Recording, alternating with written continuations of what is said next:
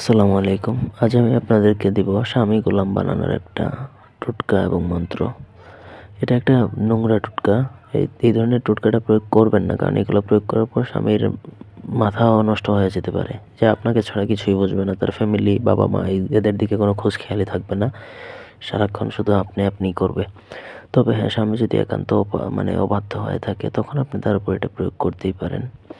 তো ব্যক্তিগত যে কোনো প্রয়োজন বা যে কোনো কাজের জন্য স্ক্রিনে দেওয়া নাম্বার আছে, সরাসরি ফোনে বা হোয়াটসঅ্যাপে যোগাযোগ করে যে কোনো কাজ করাতে পারবেন, দেশে বা দেশের বাইরে থেকে। এটা শুধুমাত্র যে কোনো শনিবার দিনে আপনি প্রয়োগ করতে পারবেন। তো শনিবার দিনে আপনাকে খোলা আকাশের নিচে রাত্রেবেলা উলঙ্গ হতে হবে।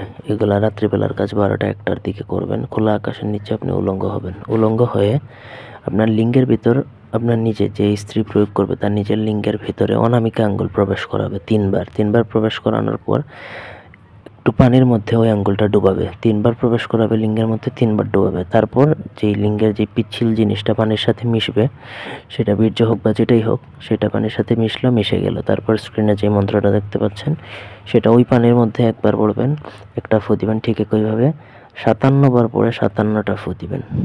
ঠিক আছে? অর্থাৎ পানির মধ্যে আপনার বীর্য বা লিঙ্গের যে তরল পদার্থ সেটা মিশলো।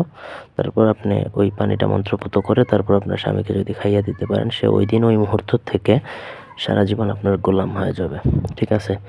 এটা একটা নোংরা টোটকা, যেটা আপনার স্বামীকে আপনার লিঙ্গের পানি বা ওই ধরনের বীর্য খাওয়ানো টোটকার সাহায্যে। তো এটা না করাই ভালো। তবে হ্যাঁ, একান্ত যদি আপনার স্বামী যদি আপনাকে অনেক জ্বালাতন করে থাকে, তখন আপনি বা অপারগ হয়ে প্রয়োগ করলেও করতে পারেন। এটা আপনার ব্যক্তিগত ব্যাপার।